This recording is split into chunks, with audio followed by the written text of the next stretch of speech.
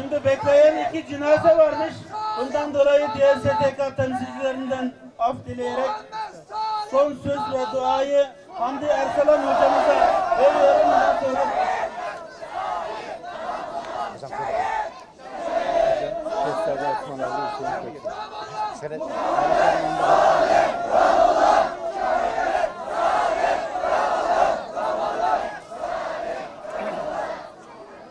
dua ediyor.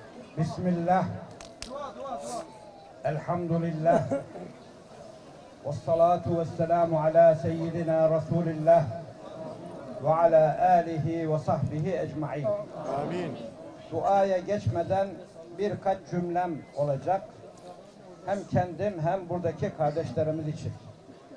Evvela Türkistan diyarının medarı iftiharı ulemasından Mevlana denir. Bu şekildeki büyük alimlere Mevlana Muhammed Salih Damollam Hazretlerine şehadeti mübarek olsun diyorum. Amin. Allah kendisini şehitlerle, salihlerle, peygamberlerle beraber eylemiştir inşallah. Alimler bir milletin, bir ülkenin en mühim direkt mesabesindeki şahsiyetlerdendir. Hele böyle eserleriyle, talebeleriyle, uzun hayatındaki ilmi çalışmalarıyla Doğu Türkistan'daki kardeşlerimize faydalı olmuş bir alim ise yalnız değerli kardeşlerim, evet, Peygamber Efendimizin aleyhissalatu vesselam oğlu İbrahim'den sonra ifade buyurduğu gibi, ey İbrahim, senin ayrılığından dolayı üzgünüz, mahzunuz ama Allah'ın kaderine de razıyız demiştir. Biz de şimdi hocamızın vefatından, şehadetinden dolayı mahzunuz. Lakin bu bize asıl vazifelerimizi, yapmamız gerekenleri unutturmamalı. Ben de acizane 40-50 seneden fazla bir zamandan beri Doğu Türkistan davasının ileri gelen zevatıyla Mekke-i Mükerreme'de ve burada beraber bulundum. Onların bazı ahvalini yakından takip etme imkanına sahip oldum. Onun için bu kardeşlerimiz yaralı. Bu kardeşlerimizin gönülleri hüzün içerisinde. Ama ve lakin bütün ümmet için, Türkiye için, bütün Müslümanlar için asıl mesele ne? Hutbede dinledik. Cuma hutbesinde Allah'ın kitabına ve Resulullah'ın sallallahu aleyhi ve sellemin sünnetine yapışmak gerektiğini hocamız tekrar hatırlattı. Bu merhum hocamız da daima bu yolu hatırlatarak geldi. Son zamanlarda moda olduğu üzere ümmete hep üzüntü, matem, ağlama, sızlama, bizden bir şey olmaz, öldük, bittik duyguları yükleniyor. Değerli kardeşler, artık bu ağlama, sızlama modundan tabir caizse çıkalım.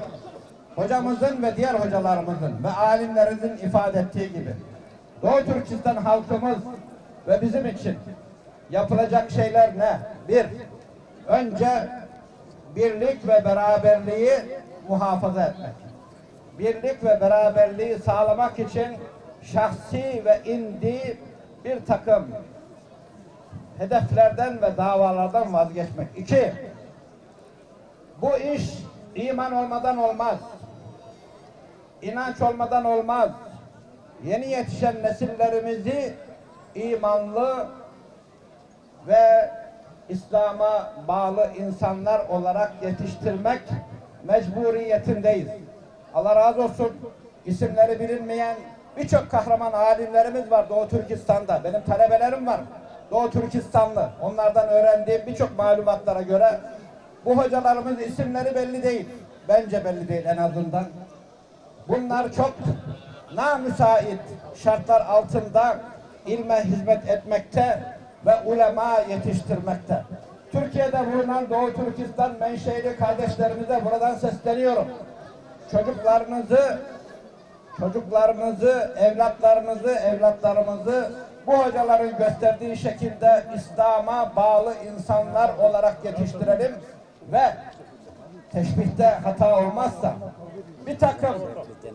bir takım insanlardan ibret alalım. Bekliyor cenaze daha var. Şu var, 2000 yıllık gazaba uğramış olan bir melun kavim bugün İslam'ın kalbi mesabesindeki Kudüs'te oraları zapt etti, işgalci durumda.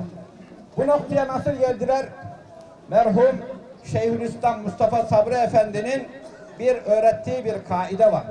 Bu kaideyi Türkistanlılar da Türkiye'liler de mutlaka tatbik etmek zorundalar. O da nedir?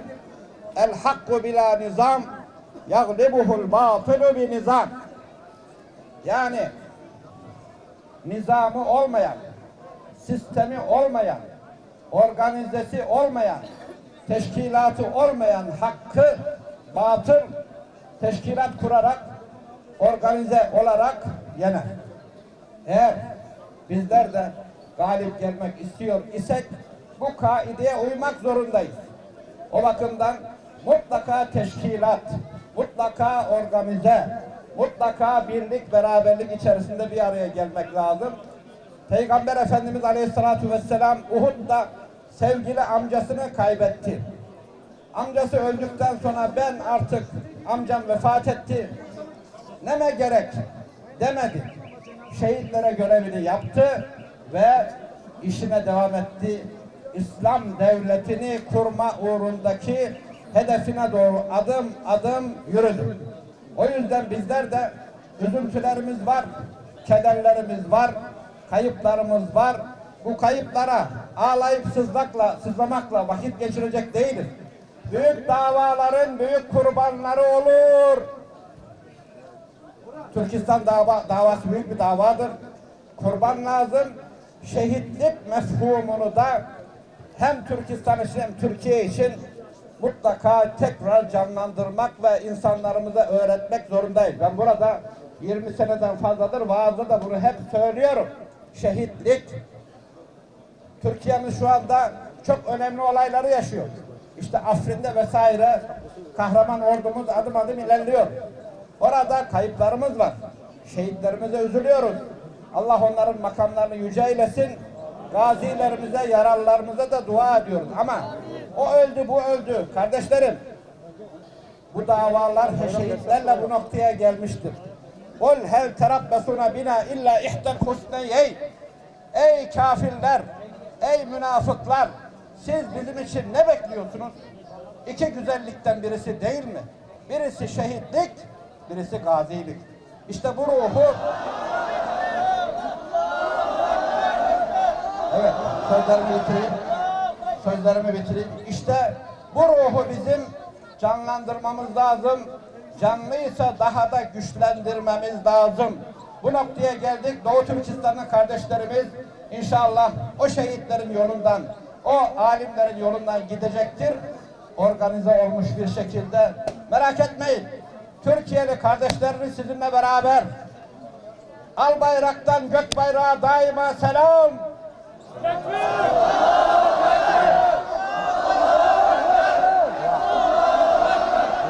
Amin. Subhane Rabbiyel Aliyyil Alel Vehhab. Amin. Amin. Elhamdülillahi Rabbil Alemin. Esselatu vesselamu ala eşrafil murselin. Seyyidina Muhammedin ve ala alihi ve sahbihi ecma'in. Allahümme ellif beyne kulubina. Ve aslih zâte beynina. Ve ehdina subules selam. Ve neccina minel zulümâti ilen nur.